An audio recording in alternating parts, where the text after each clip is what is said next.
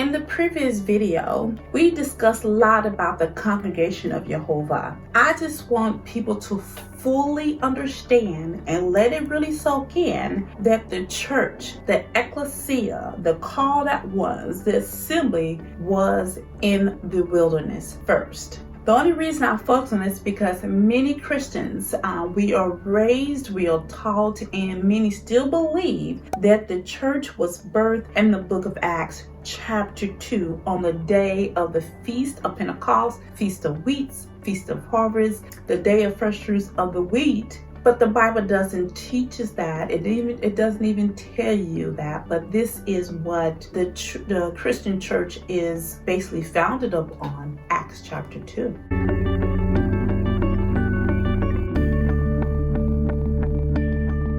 Welcome to Reconcile the Kingdom, where we're working towards becoming the harmony of the whole word of truth. My name is Patrice Robinson, and I appreciate your support by coming by on today. We're going to go over the significant events of chapters 7 through 9 in the book of Deuteronomy, chapter 7. I think this is an important chapter. Of course, everything's important, but this is important to know to give you some foundation about what the restrictions were from the other nations.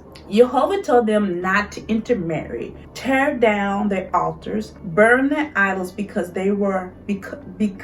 Israel was holy and chosen, the called out people. Not because they were the greatest of the people, because he loved them and kept the oath that he made to their forefathers, Father Abraham, Isaac, Jacob, which is called name change to Israel. He made a promise to them if they would keep his covenant by listening and obeying his judgments, that he will bless them. People, this is the very thing that caused children of Israel to go into captivity, disobedience. Chapter 8. Moses is reminding them how Yehovah tested, humbled, and blessed them in the wilderness. Again, reminding them to keep the commandments, the statutes, and the ordinance. Don't forget, it was Yehovah that has blessed them, and not to say in their hearts they did this on their own. Moses reminded them, straying away from the instructions can and will lead them to be perished just like the other nations. Chapter 9. Again, he's getting the people ready and encouraged to cross over Jordan. He said, don't think that he gave you this land because of your righteousness, but it's because of the wickedness of the other nations. Because judgment was passed on them, and he made an oath to their forefathers. Yehovah made an oath again to Abraham, Isaac, and Israel, whose name was changed from Jacob. Moses let them know they are a stubborn people, and he went in quite details of their stubborn behaviors, which led to a 40-year wandering. Today's focus is obedience. Moses kept hammering in.